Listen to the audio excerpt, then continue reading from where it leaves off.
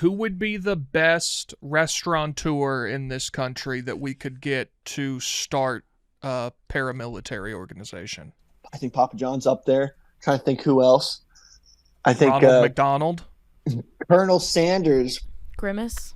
I would join Grimace's army. Colonel Sanders.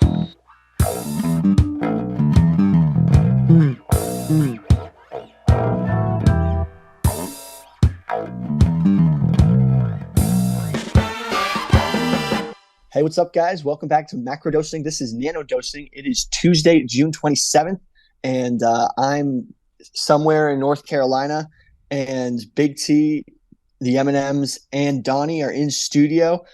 Arian and PFT are both playing golf right now. As I said, this podcast is going to turn into a golf podcast. You were supposed to be playing golf as well. No, I was never supposed to be playing golf. I'm here on some of the weirdest circumstances. Are you here? Are you there as like PFT's caddy? I think for a later video, but we have a lot of Pardon My Take to record. Okay. And Billy might be frozen. Yeah. I was informed I would be filling in yesterday by PFT, and he told me that him, Arian, and Billy would not be in the studio, so me and Big T would be holding it down. The duo people have been clamoring yeah. for, I've been told. I was like a little just, I wouldn't say worried, but I mean, Big T, do we have a lot in common? I don't know. Maybe more than you would anticipate, but maybe not as much as you have in common with other people or I have in common with other people. Yeah. So we can use this podcast to find out about what we do have in common and riff on that. Because I don't know if we're going to be getting Billy back. We thought we finally had Billy's connection figured out, and then that lasted all of 45 seconds. Yeah. So you got back from London like 2 hours ago? Yeah. And you were out there watching baseball. Yeah. So my dad's a big Cardinals fan. So for Christmas, his Christmas gift from me was that we went to the London series. It was really cool. It was fun. Yeah, it's funny because Dave was just brought on the news by Piers Morgan to be like, oh, like, I don't even know why they had him on, but the premise was like, oh, Dave, you hate cricket, but cricket is superior to baseball. And meanwhile, you're flying to London to watch baseball, not cricket. The cricket highlights I've seen look pretty electric. I don't understand the game fully.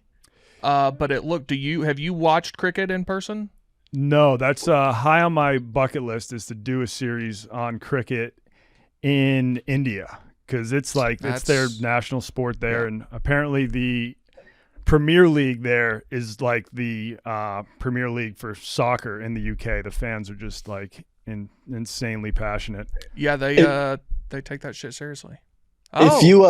Cricket has the largest fan base, I think, of almost any sport in the world. I think football, international football, is the biggest. But there's always a running Pardon My Take joke that we should start becoming a cricket podcast and start to learn Indian because it would expand our viewership. Yeah, Sachin Tendulkar is the GOAT. He's the GOAT.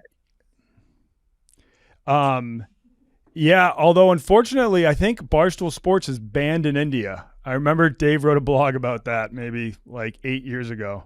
Just randomly got banned one day. So that's that's gonna hurt our following.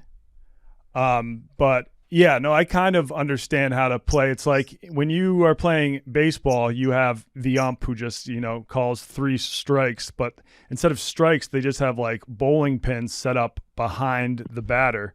And if the bowler, which is their word for a pitcher, if they knock over 3 of those pins, then that's 3 strikes, you're out, which is kind of nice because then you don't need a strike zone because you subjective. Well, yeah, because you just know it's a strike if it's able to knock over one of those pins because those pins are directly behind the guy. No robot umpires in cricket. And I think everybody bats, right? That's why some of the games take days. Mm-hmm.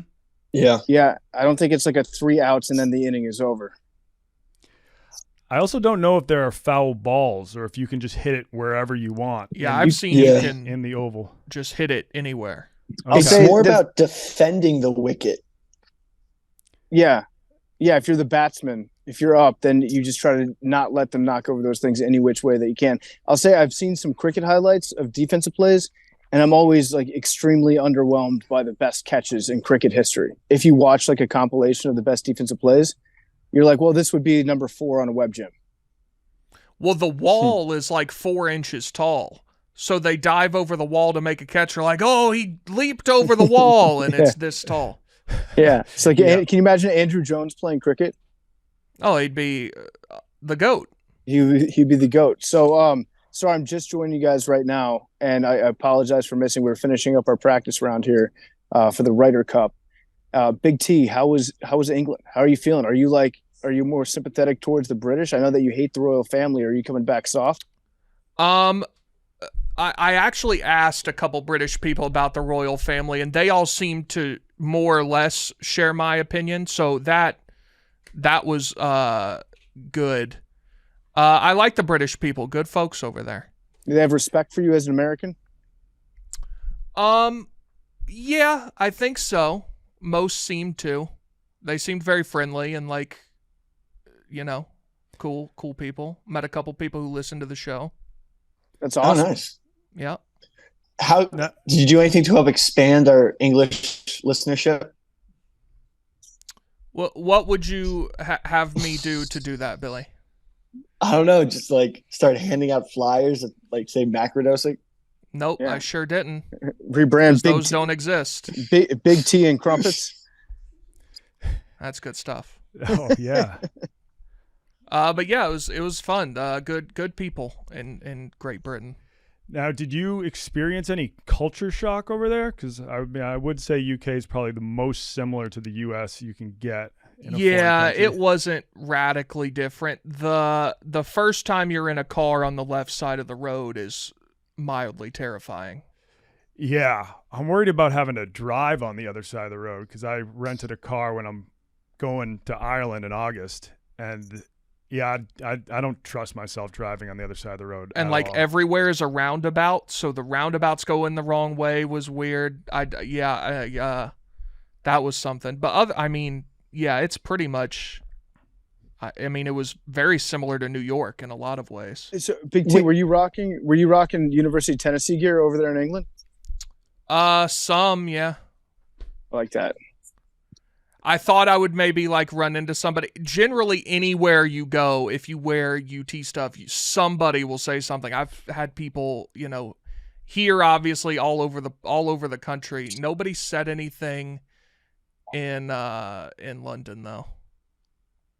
What would be the greeting that you would expect from a UT fan? Just like "Go Vols"? Yeah, something like that, I guess. Yeah, they don't really have a call and response like a lot of teams have. Like if you see somebody from Alabama, it's just Roll Tide.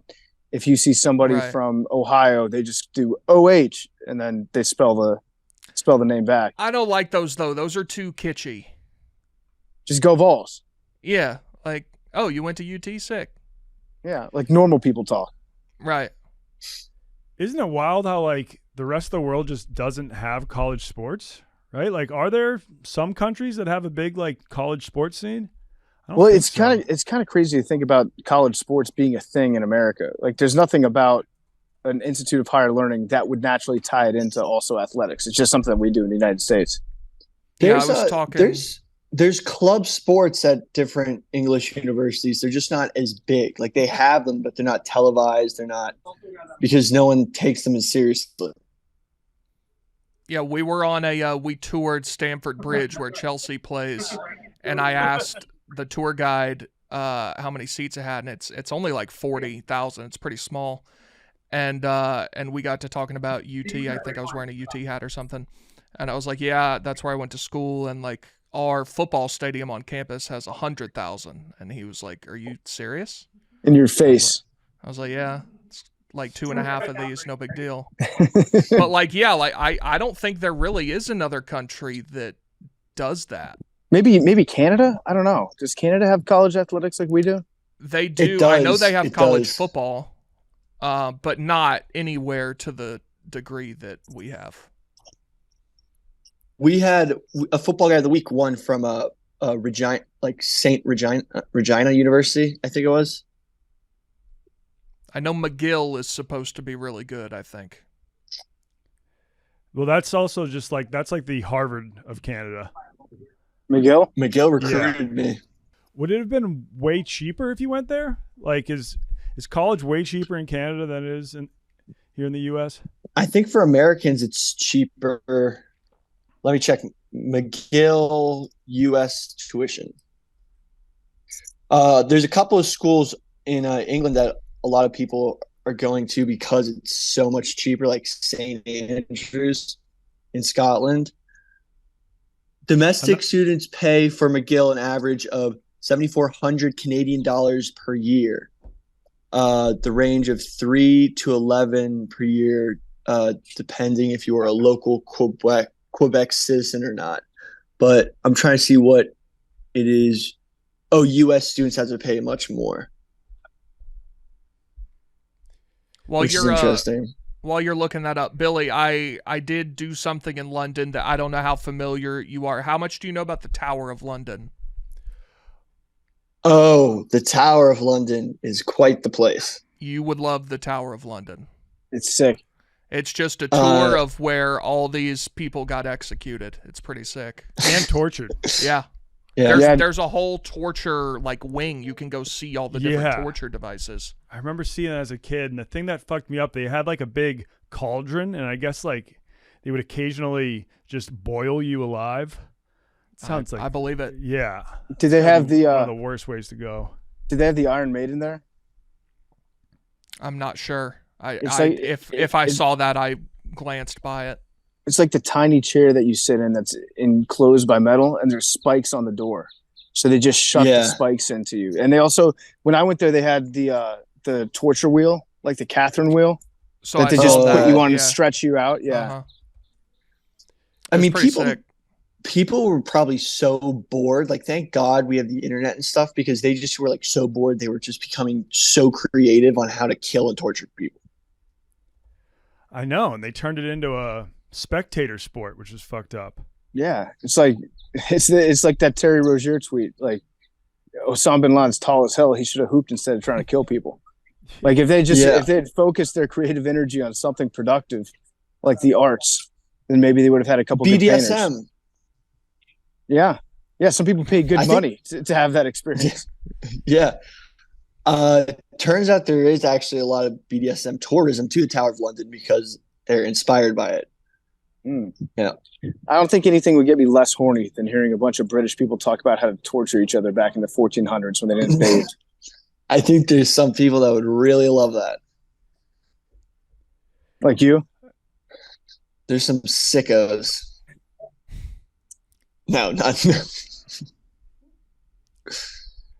They also, did you ever hear that bowl that they used to use back in the day was like a metal bowl that they would heat up and then throw you inside of it? Yeah.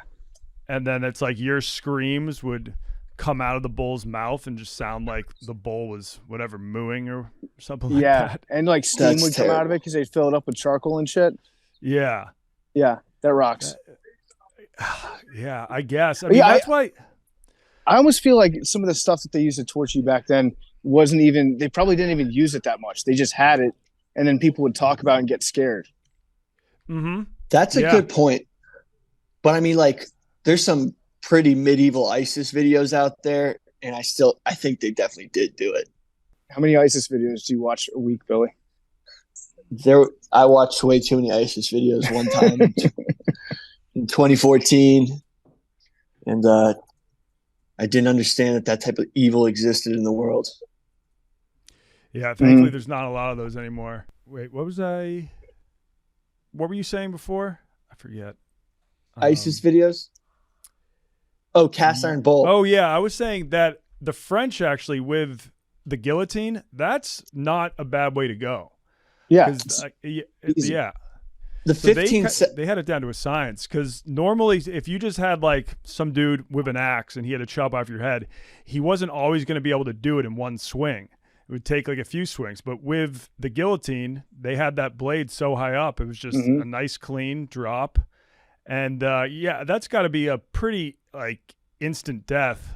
I don't know. Some people see that, like, some people theorize that when you get your head chopped off by the guillotine, that like your head might still have consciousness for like 5 seconds, and you could like just see your body there for a second. I was gonna mention. I'm pretty sure. I'm pretty sure they tested that. Like, they told a prisoner, keep blinking until you can't, and he like was blinking for 15 seconds.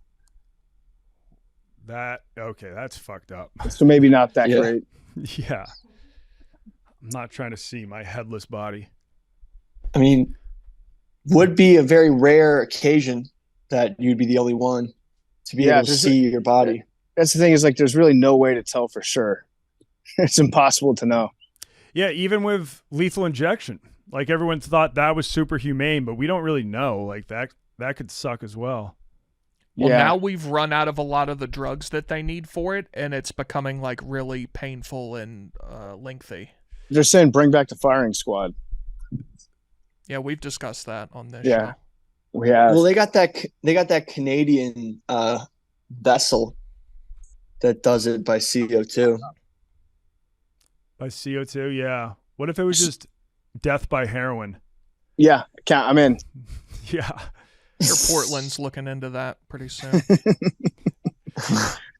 I got to get going because they're about to do the golf draft, but I wanted to tap in and say welcome back to the States, Big T. Thank you. I'm glad they let you out. Yeah. PFT, should I caddy for you? Yeah, sure. Okay, so tomorrow? Yeah, vibes. Keep the vibes high, Billy. Okay, perfect. All right. I love you guys. Right. See you later. See you. Peace out. Bye. I will say, speaking of returning to the United States, I came back and you have to go through customs, obviously. And the woman checked my passport and she goes, "Where are you coming from?" I said, "London." She goes, "Did you bring anything back from London?" I said, "No." She goes, "Okay, go." So you could just bring whatever you want. No, but they scan no. your shit. No, they didn't. Because I just had my carry-on that I was walking through with. Nobody looked at it. It didn't go through any scanner or anything. I was just like, no, which was true. I didn't, but like, you could just bring whatever you want. Yeah, like there are times that, like, I've actually had some things I just say no, and like there's no scanning or anything. You can just bring it in. The only time I had a problem, I was coming back from China and I had like 10 cartons of cheap cigs, and I think I had them in a separate bag so they could just see them. And I guess there's a rule that if you're bringing like more than $40 worth of cigarettes back, I had to like pay a tariff or a tax on them. They'll always find a way to get you to pay another tax, pal. Yeah. Cigarette smuggling. Cigarette smuggling's like a major. Where did I read that? Like, North Korea has a major tobacco smuggling ring in the United States. Yeah, I believe that. Crack cocaine for them. Albania too. They're known to be like, they smuggle cigarettes into Europe. Yeah. A crazy thing. I was in the Chinatown of Brooklyn. I was filming a video with Kate, and we like needed a cigarette for the video. And so I was like, all right, I'll just go buy a pack. And I'm walking down the street, and like 75% of the people there were smoking cigs. And every single time I asked them, like, hey, do you know where I can buy them? They would give me like the weirdest look and be like, I don't know. And I think they thought I was like some sort of narc or a government agent trying to like bust their illegal cigarette ring. So no one would tell me where to buy cigs. I ended up having to walk like a mile to a gas station, but it's just because they all get their cigs illegally and didn't want me to know. Yeah, they probably thought you were a cop. Yeah, I did probably look like a cop. I probably had a mustache back then too. How is the food in the UK? Did you have an English brekkie? No. Well, there was the option to. I didn't. We only ate breakfast, I think 2 of the days, and I just got like hash browns and a croissant or something. Had fish and chips, obviously, got to do that. But other than that, didn't have a ton of like British food. I had some of the best pizza I've ever had. My girlfriend's sister lived in London for a little bit, and she told me this place to go, and it was outstanding. I guess it's like real, because a ton of immigrants live there, so it's like you can probably get better Italian food in London than you can most places in the world. The Indian food there is I heard famous. Somebody else told me, we didn't end up going because we didn't have time, but there was, I want to say it was some Middle Eastern. It might have been an Iranian restaurant or something. He was like, "This is the best meal I've ever had." Yeah, no, I've heard from people who have traveled to like London and India. They're like, yeah, the Indian food in London takes the cake. Yeah, I mean, it makes sense though. But yeah, it didn't have a ton of like traditional British food, I guess. Yeah, I mean, I guess, is there a ton? I mean, the English brekkie is huge. That's when you get the white and black pudding, which is kind of like a sausage. The black pudding's like a blood sausage. The white pudding, I don't even really know, but it's good. Beans for breakfast. Yeah, they did have that at the hotel. Absolutely not. Beans for breakfast is good. It is good. The one thing you won't find outside of the U.S., which like the only culture shock I suffered living in Europe was not a lot of AC in the summer. I don't know if that's the case in London or just mainland Europe, but yeah, lacking in air conditioning and no breakfast sandwiches. Like a bacon, egg, and cheese might be like the most American sandwich out there. But like you can't get that in like on the West Coast. Like that's only a Northeast thing. Well, you can get a bacon, egg, and cheese on the West Coast. It's just not going to be like a New York deli style bacon, egg, and cheese that we're used to on a roll and all that stuff. But I thought you were going to say there's no ice anywhere. Yeah. I mean, if you want ice, best of luck. Get on the plane back to New York because they do not have ice. No. And I love ice. Like when I go somewhere and I get a drink, I get extra ice. I sacrifice drink to get more ice because I like to chew on the ice. Yeah, I love ice too. And living in China, not only do they not have ice, but they serve all their water warm. Oh, absolutely not. Oh, Jesus. Yeah, I think they think it helps with the digestion if you're eating a lot of oily food. So they think cold water is bad for your health. They think if you drink too much cold water, you're going to get a cold. And that warm water, yeah, that's what they believe. And that warm water keeps you healthy. I do recall hearing somewhere, this could be completely inaccurate, but something to the effect of if you drink, it's not bad for you to drink cold water, but if you drink warm water, it's like already closer to the temperature that your body is. So something about that helps something. Yes, I've heard that too. Something like that. It cools.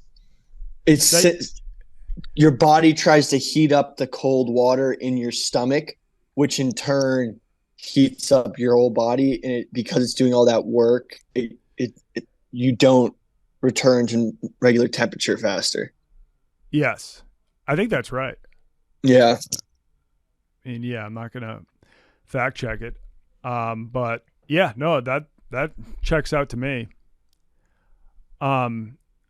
One thing we should talk while we still have Billy here, because Big T was in London. I don't know if he was following it, but the coup in Russia over the weekend. Yeah, that was insane. So I'm still looking into it because if you looked at a bunch of the videos, pictures coming out, it all kind of seemed pretty staged.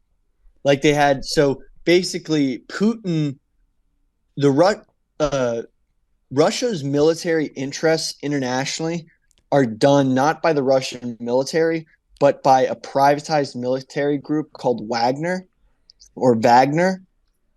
That, like, when you hear about all those special forces operations in Africa, and then you're like, why the hell are U.S. troops in Africa or in Syria or in a bunch of different places? All the resources like lithium mines, oil fields in these disputed zones is basically Wagner's trying to take them over so they can sell the oil to Russian oligarchs and just back end, basically because they're not fighting in Russian uniforms under the Russian flag. They don't have to cooperate with the Geneva Convention. They don't have to, if they engage. if they engage with a certain force, it means that they're, it's not an act of war. So if they accidentally, if they have Wagner Group do their dirty work, then they have plausible deniability. Yeah. And be like, oh, well, that wasn't us. Yeah. So if they like accidentally engage with a NATO country, it won't like cause Article 5 to get pulled, and the US has like World War III to happen. But what is nuts is this Wagner Group, they actually engaged with the United States in Syria. This like convoy of Wagner personnel were trying to take over an oil field that was being held by US-backed Syrian rebels. And the US were like, don't come here, or we're going to light you the fuck up. And the US air support, it was the first time like the Russian military experienced the true might of, the US, like the full, like the military industrial complex. We just like dumped like millions of dollars of bombs on them and just lit them up. And Wagner was like, holy shit, like which goes to show how far behind the Russian military is compared to the US military. But so the guy who runs Wagner, this basically super villain group, and this guy looks like a super villain, was actually just Putin's like favorite chef of a restaurant he used to go to. So, he was in jail in the 1980s, and then in the 1990s he started a hot dog stand. And I assume that hot dog stand did pretty well because he turned that into just running a bunch of restaurants in Russia. And then, like, I think he became friends with Putin, because maybe Putin loved that restaurant. At some point, Putin granted him rights to, like, start casinos in St. Petersburg. So he was, like, running all the casinos in St. Petersburg, probably made a lot of money off of that. And then I don't know what prompted him to just, like, leave the restaurant biz and start a private army. It would be like if Papa John just suddenly became this, warlord for Blackwater. That'd be sick. It's not that far off. He's a big ego guy, like face on the TV. Papa John returns with a vengeance. Who would be the best restaurateur in this country that we could get to start a paramilitary organization? I think Papa John's up there. I'm trying to think who else. I think Ronald McDonald, Colonel Sanders, Grimace. I would join Grimace's army for Colonel sure. Sanders. Colonel Sanders. Well, it's the colonel. The colonel as well. Have you guys ever met the CEO of Raising Cane's? I know he's a big Barstool fan. Yeah. I've never met him in person, so I don't know how well he would do running an army. It's got to be somebody like Raising Cane's isn't in the whole country though. Like it's got to be somebody with big support. Raising Cane's has huge support, particularly from myself. I think the one here's opening this week. Yeah. Ooh, yeah. But like it's got to be a national like name, high name recognition, could get people behind him. Guy Fieri. Absolutely, that's a good pull. There we go. That's a good Rolling pull. Thunder. Yep. That's napalm, baby. The Flavor Town Army. Yeah. I'm in. Yeah. But anyway, so back to what happened in Russia. The Wagner Group is basically doing a lot of the fighting because they don't have to train. Like they're literally pulling people out of prisons and just sending them to the front lines to be cannon fodder. Yeah. Apparently they have like 40,000 convicts fighting on the front lines in Ukraine. That's insane. Yeah. They're just pulling them right out under from the prisons and sending them to the front lines. But anyway, but Wagner's been getting totally shelled by all the money we're sending to Ukraine is just totally decimating Wagner. But Wagner recently lied and said that they were beefing with Russia and like that Putin wasn't sending ammunition or supplies. So like they weren't able to do their job. But during that time, they ended up taking this city called Bakhmut, which, was strategically not that significant, but they were sort of using the derision between Wagner and Putin as like a diversion to take Bakhmut because they ended up taking it. Subsequently, now were having this Wagner turn around and start marching towards Moscow. And what ended up happening was they took over the southern district of, I think, Rostov. I'm actually not sure the specific, but basically of the state they were in, and a lot of the fighting was taking place. The Wagner group took over their main sort of outpost there, and like the head of the Southern Army, which has been doing a lot of the fighting in Ukraine, sort of met with him. They surrounded him, and then they started marching to Moscow. But if you look at the videos, like, it was a coup, but there wasn't any sort of fighting, actual infighting. There was just a lot of troop movement. Kind of looked like a lot of photo ops because they literally just parked tanks in the middle of town, and like there's a bunch of, like, if you see the videos out of Russia, there's a bunch of just Russian like civilians running around like TikToking with the Wagner group in the background. I think there was only one instance of a gunshot being fired, but they were saying that Wagner shot down a bunch of Russian helicopters. But this could be a whole distraction to like keep everybody confused while Wagner is able to move their troops to different parts of the country under the guise of it being a coup, and then doing a sort of pincer movement on a lot of the Ukrainian forces. So it's over. I know he claimed like one of the reasons for the coup was that like the Wagner group was bombed by the Russians. Like he was like, they just bombed our location. What the hell? And he already had been complaining that like Putin wasn't sending him enough ammo and supplies for weeks. And then he was like, this is the last straw. You just like bombed our position. We're heading to Moscow. And yeah, I mean, I was kind of getting excited over the weekend. I was like, oh shit, like this is about to go down. And then 2 hours later, he was like, nope, he called it off.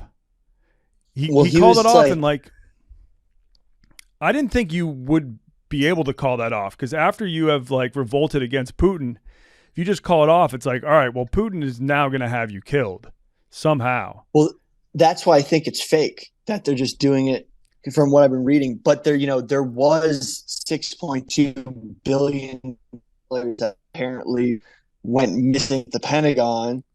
Don't know where that went, and they sent it to Ukraine. So there is the alternate theory that they've been trying to bribe Wagner to turn on Russia and like take Putin out of power.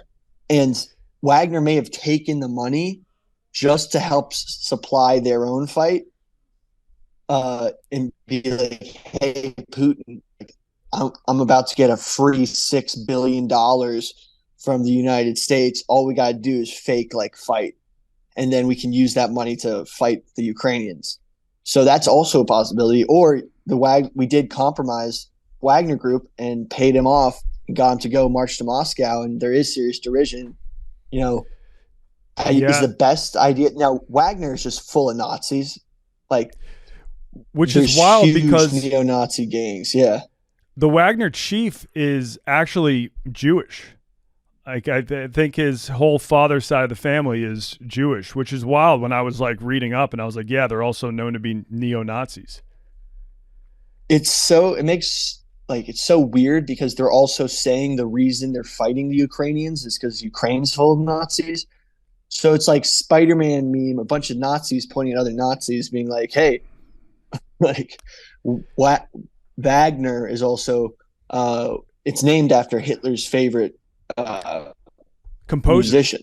Yeah, composer, which is just like, and I like, with the history of Russia and World War II, you'd think that like Russians would hate all sorts of Nazis, and they do.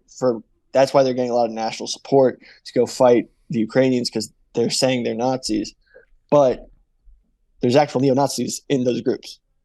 Yeah, and then the Ukrainian president is Jewish, so it's just so confusing. There's just like a bunch of you can pretty much explain the whole war with just that one Spider-Man meme of just it's two neo-Nazis.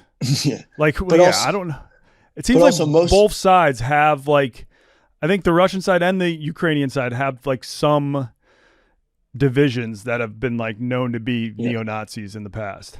The bulk of the Ukrainian forces just want to keep Ukraine and free their country. but they do have some extremist groups that have been, they've been using them to fight the Russians, and like they're like deterrent. Like, hey, like you think us Ukrainians are pussy? You can just come into our land. Check out these dudes. Check out these guard dogs on a leash. Yeah. Mm-hmm.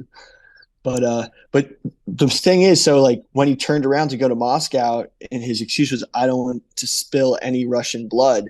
Like there is that side where he's like he doesn't want to kill any Russians. Like, yeah, that's fair. I mean, I've also heard the conspiracy that maybe the coup was just done to see which people would side with the Wagner group. So like him and Putin, he was like, I'm going to do this, and then you'll see all the people that turn on you and join our cause, and then you know that they're not loyal, and you can weed them out. I think there are strategic advantages you could get by staging this coup, like for Putin. Like, so. But I mean, where it stands now is they called off the coup, and they've agreed to all go to Belarus. So now I just think like Wagner Group, they've all been told or they've been forced to go to Belarus. And the Belarusian dictator, he's the one that's kind of like helping like conduct the negotiations. The craziest thing about the Belarusian president was during the beginning of the war, they took that he had a whole presentation that revealed the whole Russian battle plan, and that once they were to take Ukraine, they were going to go into Moldova, which is wild. That like they have bigger plans after Ukraine. Yeah, Moldova would probably be the next country to go. Mm-hmm. I don't know if Moldova would get as much global support as Ukraine. I mean, I think it would just be like, it's literally Ukraine. Like it would get. Yeah. I don't think Moldova's NATO though. No, they aren't. Fucking Moldova. I got to go there. That's high on the bucket list for sure. Dude, I really want to go to Prague, Budapest. That would be some sick places to travel. Yeah. But have you ever been to Prague? No, I haven't. I've heard incredible things. Do you want to go to Prague? Yes, I'm in. Let's just try to figure out how we can make it content, because I think it would be filled with content. We'll go to Prague on our way to the border of Ukraine. Yeah. And we'll see what we can do to help. Or maybe we'll go from Prague to Moldova. But yeah, I mean, Belarus is kind of just like Russia's puppet, and that because like Putin's the one who's helping like their president stay in power. So, he has no choice but to side with them if he wants to remain the leader of the country. Yeah. I mean, he's a big, like, I don't think they have their troops in Ukraine, but I think Belarus has like a bunch, like they're basically ready to invade Ukraine as well. How's your driver from Afghanistan from Tajik? I mean, so Jamal, he was my he was my tour guide while he was there, and while I was in Tajikistan, and I guess over COVID there were no tourists coming to Tajikistan, or at least even less tourists than there normally are. So he couldn't find a job and took a job in Russia, because Russia like sends Tajikistan a bunch of money, and then in exchange for like Tajikistan always siding with Russian political viewpoints. But so he worked in Russia for maybe a year or 2 years over the pandemic, and while he was there, they give you Russian citizenship. And then he moved back to Tajikistan, and now I guess just Russia's running low on troops.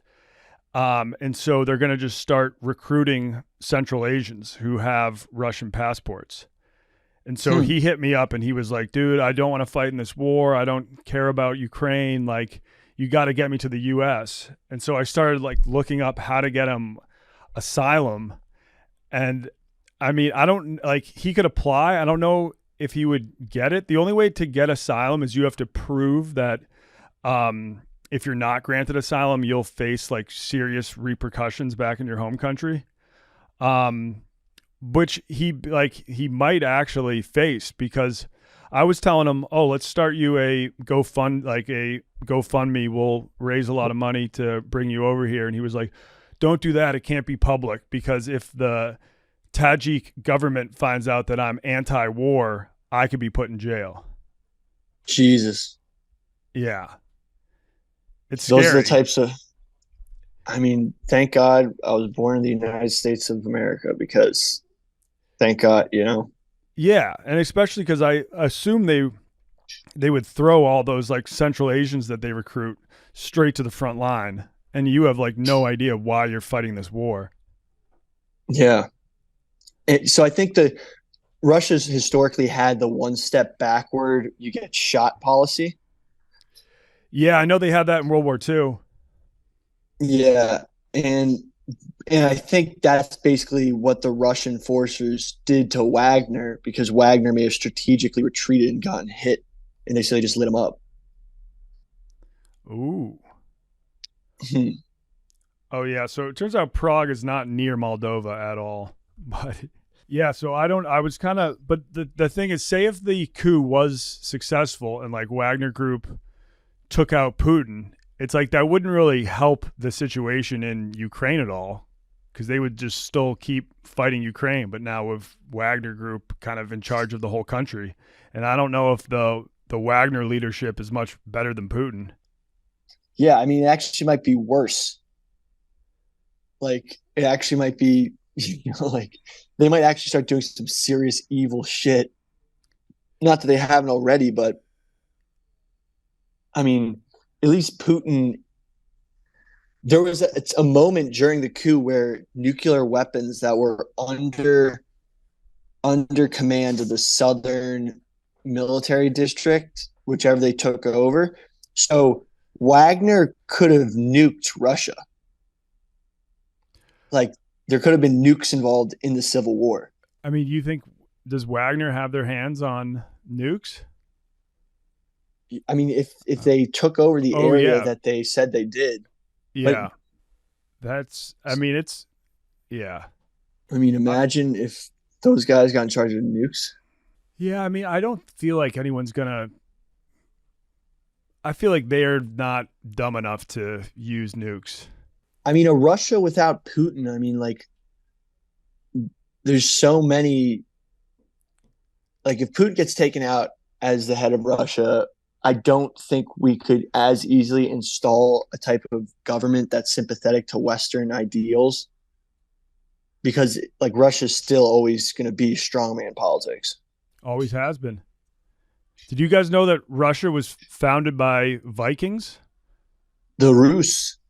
The Rus, yeah. They were like Vikings from Sweden, and they would just take the rivers. They would just work their way down these rivers that start kind of like they were exploring from Sweden, and then they found rivers that eventually go all the way down to the Black Sea and the Caspian Sea, and just settled there. And they were trading with Constantinople and everything like that. That's how they became like the Russian emperors in Constantinople. The Byzantines would use the Vikings as their like elite guard. They were called the Varangian Guard, because they were just known to be such badass fighters. And then like there was always like a lot of Slavs in that area too, and they just became like the leaders of the Slavs there. But that's Did you ever see blown my mind? Did you ever see the Northman? Yeah. Yes, I did. Like, that scene of them raiding those Russian villages and like going berserker mode was so cool. Like, 10 out of 10 cinema. And the theory that when they would go berserker mode is that they were like using shrooms and stuff for that. Yeah, like or drinking alcohol that had certain types of psychedelic properties. That's wild. Yeah, so the Rus, and the Rus were in Ukraine and Russia. I think their capital was in Ukraine. And that's kind of why like Russia's fighting the war, because they're like, oh, historically Ukraine was always part of Russia. Like we need to unite the two, but Ukraine wants nothing to do with that. Well, you know what's really cool? Usyk, Alexander Usyk, who's a Ukrainian boxer, who I think Tyson Fury's ducking right now because Tyson knows that he might be out of his prime and that Usyk could ruin his undefeated streak. But Usyk, the way he has his hair cut, it's called an oslidet, is like an homage to Ukrainian Viking type warrior culture, and they all had that haircut to sort of represent that Ukrainian has a differing national identity to Russia, because the Rus were different to the Cossacks, which is who like the Ukrainian warriors. The Cossacks were the Ukrainian warriors? Yeah. And they would have the oslidet haircut, which is pretty freaking awesome. I mean, yeah, we could do we could talk about just the history of Russia for a full episode. I don't know if I'm factually informed enough to do that now. No. But I mean, it is wild to look how they just started with like that small area closer like to Moscow and Ukraine, and then they pretty much how we had the manifest destiny where we were like, we're just going to keep on conquering lands until we reach the Pacific and have like a bi-coastal country. They sort of did that same thing with Siberia, and they just like slowly using the Cossacks and stuff. They just like slowly colonized land until they reached the Pacific as well.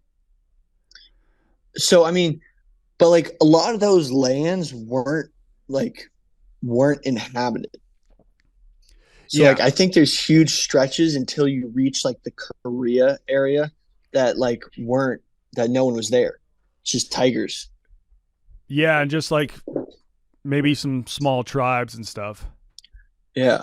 I mean, it's fucking huge, but not livable. Like a lot of that land is not really livable. But with global warming, you know, as the country heats up, maybe Russia will be they'll have a lot more land to work with. That's what we were talking about. Like the Arctic Ocean is going to be a lot more navigable, and then they can use that. All right, we can pivot from Wagner talk. That was talking Wagner. Yeah. That was talking private armies. Wagner Group, not the largest private army in the world. I think that's Blackwater, right? They've renamed themselves several times because there was they had an incident in Iraq that got them a lot of bad press. I think they literally just lit up a whole town square. Is Coney still going strong?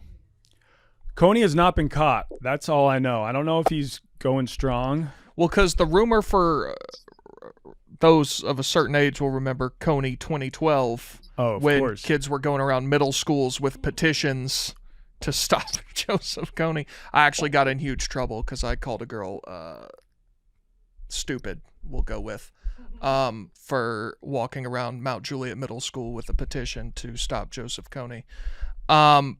But the rumor for a while was that he was killed. Then it was that he got COVID and died. I think it's just any excuse people have to re-bring up Coney. They're like, oh, this is going to get 1,700 retweets. Yeah, I mean, I think the main thing that derailed the whole Coney movement is that the guy who made that vid, he got arrested for masturbating in public in San Diego. Really? Yeah, this was like a month afterwards, and he was there. They have a video of him, and he's on the streets of San Diego naked, ranting and raving, and I guess at one point he just started jacking off. And everyone's like, dude, are you okay? Like, do we need to check you into a mental institution? And he was like, well, I didn't expect Coney 2012 to blow up that big. It's been like a lot of stress, a lot of pressure. And he just snapped. Did we interview that guy? We being this show? I think I might have either had I either had a dream that I interviewed this guy, and I That's was like, probably how did you what end happened. up? Yeah, but I was like, how did you end up making, like, what's the steps between, like, how do you get from there to there? Because I don't understand how you can end up running around. Yeah, it's wild. I mean, I don't want to like guess or anything. He's very flamboyant. He's like one of the most flamboyantly straight guys out there. And there was, I think someone like asked him on a show, they were like, maybe you're having these outbursts because you're just like secretly in the closet. I don't know, but I don't want to infer on his private life. Blackwater's now known as Academy. It's now just and they're still going hard. And that's was founded by an American. Yeah, And I think so, it's like the husband of that of Trump's education secretary. Okay, but Blackwater Davos. Are they so tied to the U.S. that like, what if they got a contract from another country? Would they be allowed to fight for another country, seeing it's a private army? I think that Blackwater only associates with the U.S. government and American corporations. I don't think you could see someone like Wagner, or they don't cross sides. It's like sales teams, you know? Yes. You won't get as much contracts if you don't have brand loyalty. Okay. But yeah, Dick Davos, American businessman. I want to say who? Oh wait, no, not Dick Davos. Eric Prince. He's a former U.S. Navy SEAL and the founder of Blackwater. He's married to Betsy Davos. Oh, Betsy Davos is his sister, who's the head of the education department for Trump. Is it Betsy DeVos? Yeah, but who cares? Okay. DeVos? And it's not like she's still the head of that. Yeah, no, I she know, was but, under Trump. But that's just what was going on. When Vivek Ramaswamy's president, we're getting rid of the Department of Education. If you guys listening at home have a chance, watch Coney 2012 Invisible Children, the musical. So like the guy behind it, they made this music video that's a lot like Glee or that show High School Musical. Please watch it. It's one of the most absurd things I have ever seen in my life. You oversold it. Yeah. To be honest. Every day, okay. Every day, one mercenary from Academy costs the U.S. state $1,200. In comparison, a soldier of the regular army only costs $150 to $190. So the U.S. spends 90% of the Academy profits come from the United States, and as of 2005, they have over $1 billion in contracts with the U.S. government. Nowadays, which is insane. Yeah, they were involved in weapons smuggling. There was an instance of in Afghanistan, 500 Kalashnikov rifles and other weapons disappeared from American warehouses of the military, and several employees of the companies were charged with illegal arms trafficking. So these guys are bad dudes. Speaking of private armies, would the French Foreign Legion be considered a private army? We need to do an episode on that because they are some of the there was a U.S. soldier that deserted from West Point and fought in the French Foreign Legion, and they just got him back, and he has to go to prison. Damn, I actually met they scrub your whole life. I met a dude from Los Angeles, and he joined the French Foreign Legion for like 3 years. So if we wanted to have him on the pod, I'm sure he would come on. Oh, we absolutely need to do that for an episode. Yeah. He ended up not seeing any combat. I think he was just like, he joined, was in it for maybe 2 years, and then was like, all right, I'm gonna dip. But yeah, it's wild. You can be from any country in the world, you can join, and then they've fought in conflicts all over the world. Yeah. They were Ac- mainly associated with France's colonial project in Africa, is where a lot of them got sent. Yeah, and I know some Nazis trying to just like hide and not get put on trial after the war, just like joined the French Foreign Legion. They were kind of like, hey, if you just join the French Foreign Legion and help us fight wherever we need you to fight, we'll forget about your past. Did they get away with it? Yeah, but there's one insane story about a Jewish guy when he was during the Holocaust. He witnessed one of his neighbors kill his parents. And then after the war, he was like, where is that guy? Found out that dude had joined the French Foreign Legion to avoid prosecution. And so then that dude joined the French Foreign Legion. They were both sent to Vietnam, found the guy who murdered his parents, and they were both kind of like fighting together in Vietnam. And they were sent out on a mission. And at one point he like tapped the guy on the shoulder and he was like, do you remember who I am? And then the guy was like, no, he was like, I have no idea who you are. And he was like, this is my name. You killed my father, and then shot him in the head. That's nice. Father of the Bride, Princess Bride? Princess Yeah. Bride. Oh, and he was like, I am... Whatever, you killed my father, prepare to die. That's the Princess Bride, right? I've never seen it, but I think that is the Princess Bride. I haven't seen it, but what I just said is a true story. You can look it up. I think he was Romanian. I'm not sure, but it's the most insane. Like, I'm surprised they haven't turned it into a movie, because he literally like seeking vengeance, joined the French Foreign Legion, went all the way to Vietnam, found this guy and killed him. And I think at first he was like charged and put in jail, but then once he explained the whole backstory, they were like, all right, we're not going to keep you in jail. Yeah, we definitely should do an episode on them. But apparently you can apply for French citizenship only 3 years after serving it. But if you get injured during battle, you get a provision known as French by spilled blood. And you just immediately a citizen if you die fighting for France. that seems fair enough. Yeah, or die or get injured.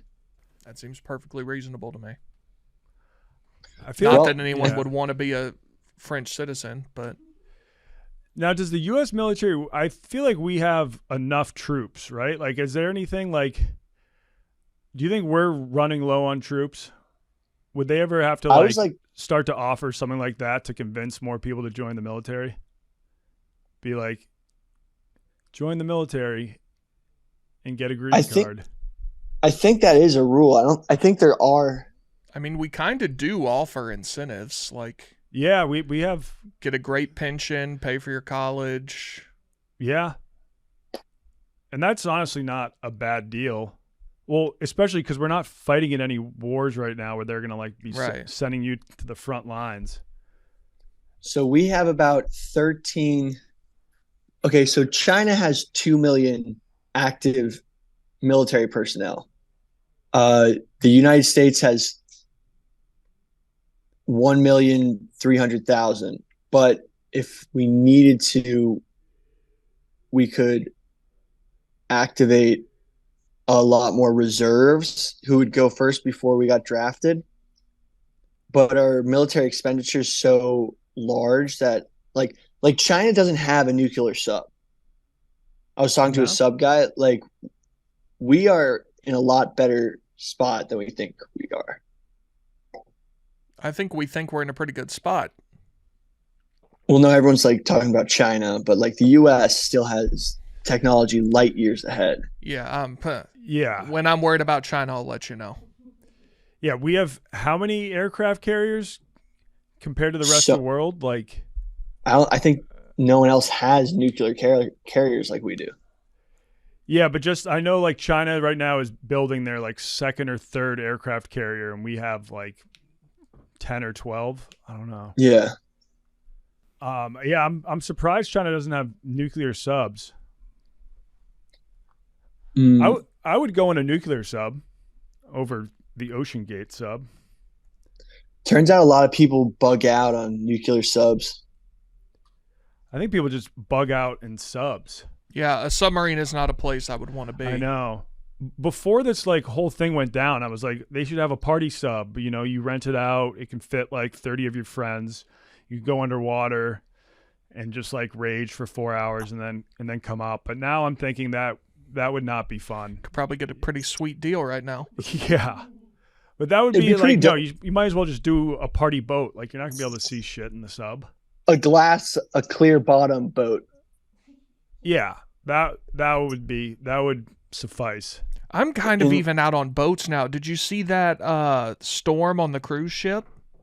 No. Oh, yeah. Is this a recent one? Yeah, like yesterday or the day before. It's a cruise, and they're just in the middle of a violent storm that's throwing chairs everywhere and all that. I think I'm good on boats. I don't need to be in a submarine. I don't need to be on a boat. I mean, I love boats. You're just on a plane. You're still in on planes? I'm kind of out on cruise ships. Have you ever been on a cruise? Yeah, recently, Christmas. Yeah, I feel like you're a cruise guy. I do enjoy a cruise, but all the activities you do on a cruise, like you could just go to like an all-inclusive and do that on land. Yeah. And probably have a better time. I mean, I'm a big boat guy. I'm not going to turn on boats. But Now, like a pontoon boat, like out on the lake, sign me up. Okay. But I'm talking like real time, somebody else is driving the boat into especially deep waters. Yeah, like once you get to a point on a boat where you can no longer see land. Yeah. You know, like I don't think I've ever been trapped like on a boat in the middle of a storm. That would suck. It's crazy how many boats back in the day used to sink when all we had to get from Europe to the US was just boats. There'd be like so many that just got caught in a storm, didn't make it. And then during World War II, when the German U-boats were all over the place, and they were taking down a bunch of ships trying to make it from like the US to Europe to bring over supplies. You just had no idea when you would just randomly get torpedoed. I was thinking of the Lusitania. Yeah. The Lusitania, and then there was the USS Indianapolis. Did that happen? Yeah. Did that happen in the Atlantic? Yeah. Pretty sure. All got eaten by sharks. Oh, no, wait. I don't think that one happened. Maybe that was... I think that was in the South Pacific. The USS Indianapolis?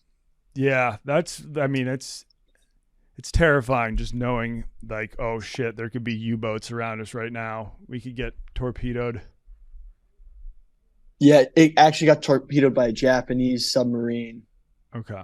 Only 316 of 1,200, so 1 in 4 only survived, and the rest were eaten by sharks. Yeah, not a great way to go. Jeez. But I mean, maybe now is the time to book a submarine adventure, because I was wondering, like, this was all before the Ocean Gate disaster, but like they do have some submarine companies. Atlantis Submarine Barbados Tours. They offer tours on their 60-foot long, 80-ton, 48-passenger submarine in Barbados. And you go down to depths of 130 feet. So, you know, it's nothing crazy, like 2,000 whatever feet they were. That's all you can go. Yeah. Like, I was 70 feet underwater at one point in my life, and that's as deep as I needed to go. Sort of get down to the gist of it. You're not going to be able to see. And they sell tours for only $100. I can't imagine the prices are going to get any lower. Yeah. If it costs $100 now, that is their best price. It was actually, Billy, remember when we were trying to find the bones, and there was that really famous YouTuber who was there trying to find the bones too? Like Oh yeah. Scuba Jake or something. I think his YouTube Yeah. channel is Dali MD. He was invited on the Ocean Gate sub like a year or two ago and actually like went on it for a ride because they were just like, this guy has tons Well, did of you hear what Don? Oh yeah. Did you hear what Don was going to use the sub to look for the bones? Yeah. We were almost on that sub, Donnie. So I mean, I do feel like it could probably manage 80 feet. I would hope. Jeez. I can't believe like he was trying to push it when like everyone was like, no, this sub is like not gonna fare well that deep, and he was just like, nope, I got this. I feel like that's one of the things that you should bite the bullet and spend the money. Yeah, You're gonna get what you pay for. but those guys were spending the money. It was just that he was the only one like willing to offer tours like that. And Well, but building the sub, didn't they get the carbon fiber from like Boeing at a big discount because Yes. Boeing was like, we can't use this on planes, it's not good. Yeah, he cut a lot of corners. Everyone was saying like you can't use carbon fiber. He was like, no, if I use carbon fiber, it'll be way cheaper. Yeah, like you should invest into your submarine that's going 15,000 But he was trying to feet or turn it into whatever a into the ocean. profitable business, and he's like, save money on the sub. It get could have been clients. really profitable if you spent the money up front. If charging $250,000 a head, there were what, 5 people on it, so you're making over $1 million every time you do this. Say you do it 50 times a year. You're telling me that he couldn't make however much it would have cost to build that back in a few years? Yeah, I don't think he'd be able to go 50 times a year, but yeah, no, you're right. What do they say? Pay cheap, pay twice, or whatever. What's that saying? Something like Yeah, that. I don't know. 2,000 fucking feet deep. This company offers 1,000 foot deep for $500. You get to go down for an hour and a half. You're a fairly adventurous guy. Would you still get on a submarine from some like for-profit venture? After this, it depends what I'd be doing in the sub. I mean, that sub just did not look comfortable at all. I don't know. I just always thought, like, have you guys ever read 20,000 Leagues Under the Sea with Yeah. I think I was supposed to at some point and didn't, but Captain Nemo just had this Great like book. luxurious sub. He would go all over the world. I just assumed that in 2023 we would have some like eccentric billionaire who just has his own like sick private sub that he just like takes all over the world and you never know where he's at. Sort of like a isn't that supervillain. James Cameron? Not like Yeah. eccentric, but he has like all of the submarines that can go that deep.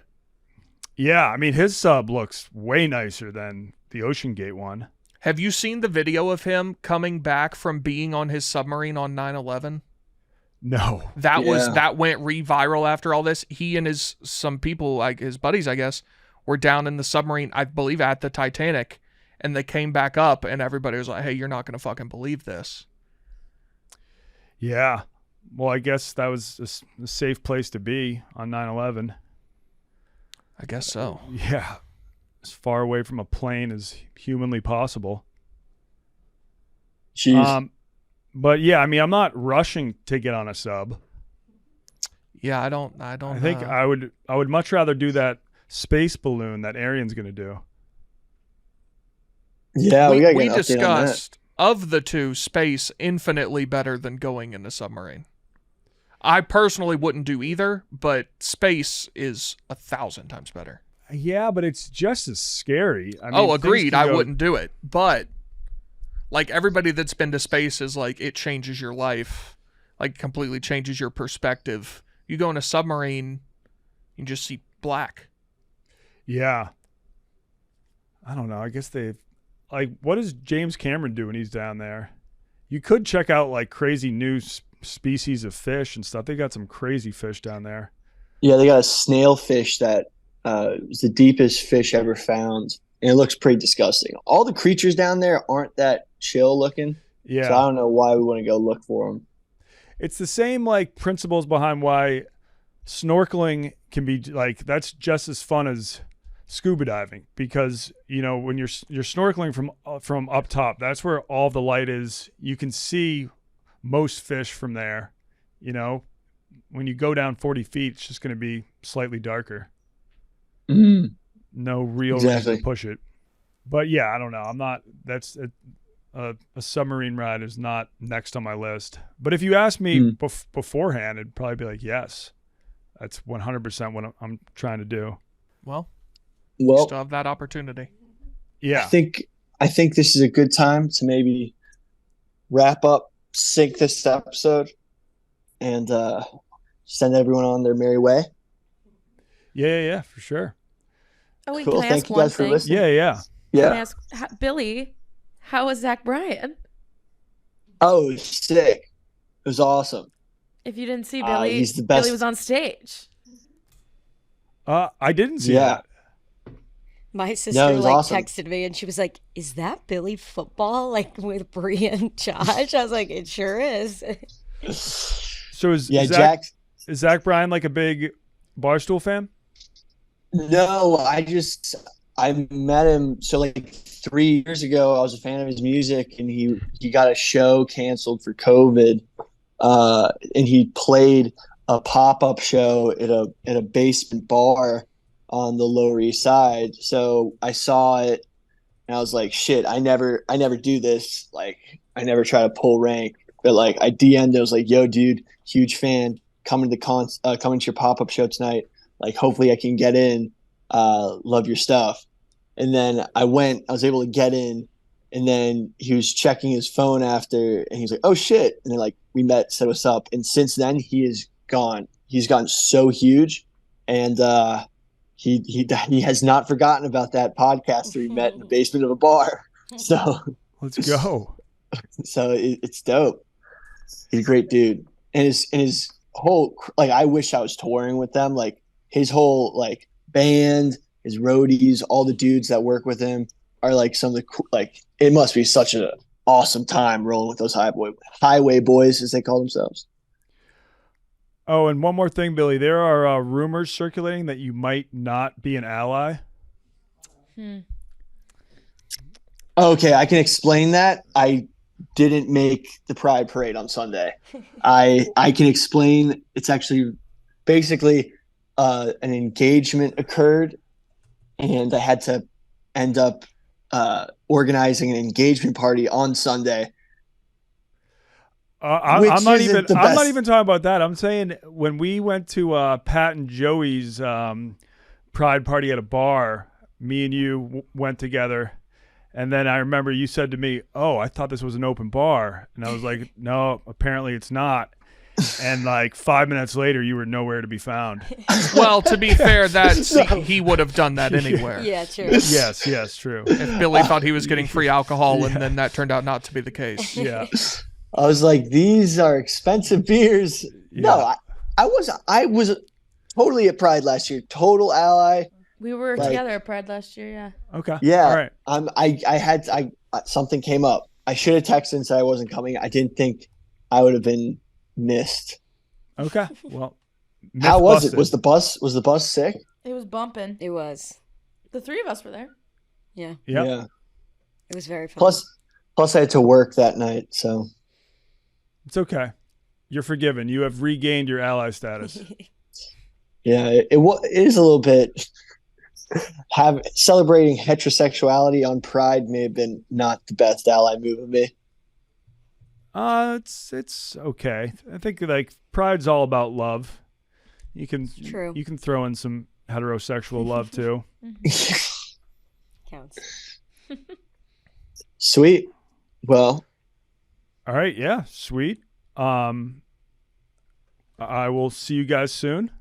Yeah, we definitely got to do some more extra doses before everyone moves to Chicago, just to keep the juices flowing. Yeah. Let me ask that guy who is in the French Foreign Legion if he'll come on. Yeah, we 100%. RFK Jr. is also jacked. Oh yes, he is. He is jacked.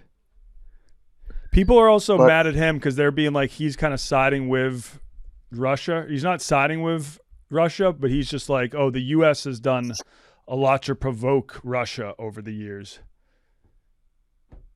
Yeah. I mean, Russia should never invade Ukraine 100%, but we kind of like we're fucking around in their backyard. We have them surrounded. Mm.